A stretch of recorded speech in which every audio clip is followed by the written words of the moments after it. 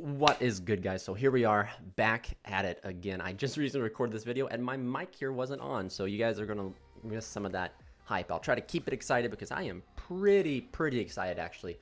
I'm not gonna go through too much detail because that was reserved for the piece that didn't get recorded. So anyway, for Forbidden, guys, I called Mecha Phantom Beast Rodon and I called Verte. Meow Mew I didn't see at all, to be honest with you. And I'm just so happy that Verte, the snake needed to go, guys. The snake, it is just gone, which is awesome. Mecha Phantom Beast Rodon does kind of suck to because I'm a biased player. I play Infernobles. However, Infernobles are not dead, guys. The deck has so many different routes it can play, and you will see that coming on the channel very soon. But anyway, Meow Mew, I guess, like, the problem with Prank Kids was not Meow Mew. It was honestly the Brave package, being able to make the Brave stuff, then make your Meow Mew. However, I don't think Konami was even going to hit the Brave package. It would have been nice. I did that in my ban list thing, is that, you know, it was time. However, it is what it is. I'm just so happy the snake is gone. The first sin has been forgiven. But gosh, it feels good to see that snake be banned. It's about time. How long did this card is so bad. Auroradon was a token generator, let's be honest. Its time was limited as well. Even though in the OCG, I don't think that anything's been touched with it because of just they have Maxi and stuff. But the TCG really hates token generating. Limited Jet Synchron, since Auroradon is now Forbidden. Jet Synchron can come back. Red Rose Dragon was hit because it did facilitate a lot of things, especially with the base stuff. Yatagarasu. Been on the ban list for quite some time. Welcome back. Halifibrax, I guess if you're going to hit the entire Hulk stuff, put Hulk to 1. Sounds good. I mean, I've only ever played 1 Hulk. Maybe with Auroradon going, 2 Hulk would have been the correct way to answer that, and Konami preemptively did that. Perform Pal Monkey Board. Pendulum. Flip a table. Best deck. Shooting Riser Dragon. This one's interesting. I don't see any reason why they hit this unless it's preemptive. However, maybe someone can correct me, you know, for being wrong. Change of Heart. Card's been on the list forever. Time Seal. I don't even know what Time Seal does. Maybe that's before my Yu-Gi-Oh time that I even know about Time Seal. Moving on, we have Semi-Limited Dynamite, the True Draco Fighter. Dynamite, the Knight. This guy might not be good, simply because it might be heralding the coming back of Masterpiece. And if you guys do not know who Masterpiece is, well, you guys are going to learn if he comes back. And there's actually speculation of Masterpiece returning.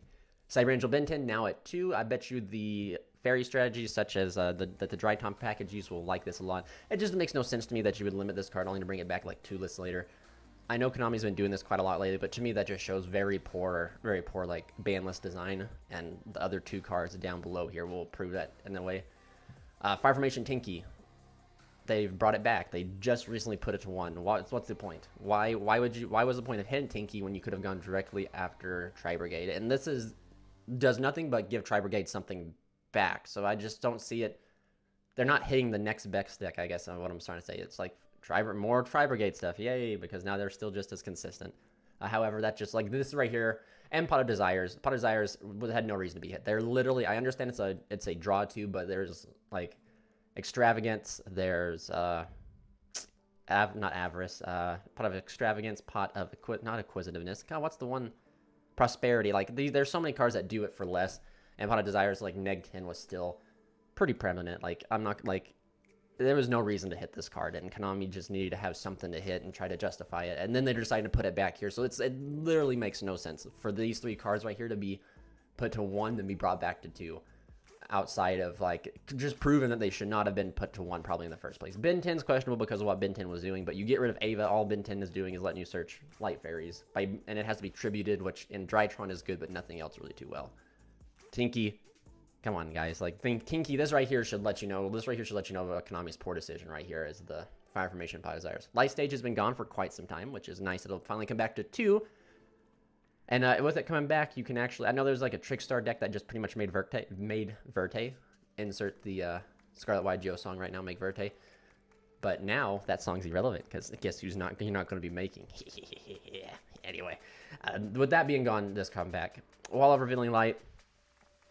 I don't know this card. I'm happy they're coming back, but I've never paid attention to this card, so I don't even know what it would do. But anyway, going on here to the Unlimited cards that are free. Night Assailant, another old card that's been on the list forever.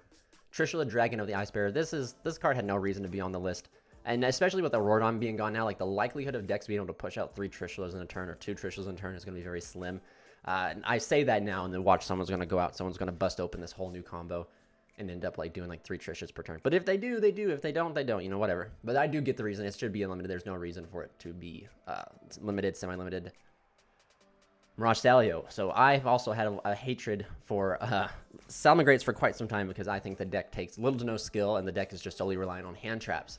And as the ban list hit this deck, that actually became more true. The deck was more, did I open 3+ hand traps to stop you? If I didn't, you lose. And I have tons of statistical evidence to prove that. However, with them getting more of their stuff back, especially Mirage Stallion coming back, they're definitely getting a little bit less reliant, and they're going to be able to put up something, you know, this more consistently and have the recursion that they need, which is pretty awesome. The board breaking capability of going to Mirage Stallion to shuffle something back, then go into access code because they have 1 card, 2 card access codes. A hero lives here. This another hot take, guys, that I think heroes are an awful deck, to be honest with you. I think the deck that just doesn't do nothing. Like, heroes don't do nothing outside of make DPE now, but before they didn't do much of anything outside of like they could one punch with Bane. And there's just so many decks out there that did what heroes could do just significantly better. It was just an enemy deck, so it made no sense for me that a hero lives. This card says pay half your life, and you get to put up maybe DPE now. That's something that's also very interesting too, to say that DPE now, outside of decks that want to just play hard play Destiny Fusion, DPE might just see play in hero decks, which I really actually like. I like that a lot, because now that means DPE will be used in the deck it's made for. But that's just my hot take. I think heroes are not a very good deck. I think the deck requires too much of a good pilot to pilot. I know Rogue Hero on YouTube, that's the only deck he plays, and he has proven time and time again that the deck can, when the deck can do good, but I think that's more of a pilot thing rather than a deck thing. Salamangreat Circle, I mean, if they're going to bring back Stallion, Circle can come back to 3. I think that this deck, Salamangreats has just been, you know, it's just been power crept all the way out. And I was bringing this up, and I say this because Salamangreats were originally like the deck that I open 3+ hand traps and maybe 1 salad card, and I go full combo and I win, right? And now every deck out there now is I open 2 to 3 hand traps plus my combo and I win. So decks have just been able to put out, way more than what Salad could do. Sadly, I hate formats, and I hate, hopefully this changes the format. Off topic here. Hopefully this changes the format to where you don't have to play like 12, 13, 14+ hand traps in your deck just to be able to play the game. I thought that was completely ridiculous that you'd have to do that.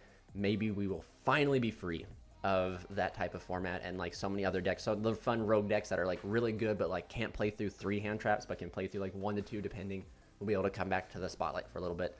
Scapegoat, this card, I mean, we all know what happened. Token generation, but it had a restriction that it was a quick play that had to be set. I've thought about picking up a play set just to kind of tinker with in some strategies.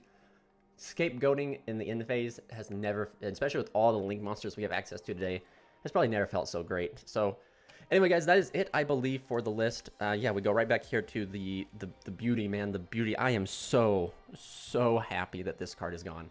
You have no idea. The Prank Kids Mega Fan Beast, I predicted Auroradon going, but I did not predict the Prank Kids. But all I care about really is Predapant. This card was the beginning of the toxicity of the format that drove me to stop playing as much. And then to have it gone means I'm back, baby. I'm coming back. So let's go, guys. Let's go. Let's get this. So anyway, guys, I'm sorry for the lack of enthusiasm. Like I said, this is like my 2nd time recording this, but just Verte's gone. That's all that I am a happy camper. So anyway, guys, stay tuned for tons of content coming out now, especially that this demon of a card is now gone. So please, you guys, remember, most importantly, if you guys have not seen this ban list, check it out. Let me know your comments and your opinions down below. But most importantly, on top of the other most important I just said, is you guys stay safe and stay healthy. This is Charles from Team COG, signing out.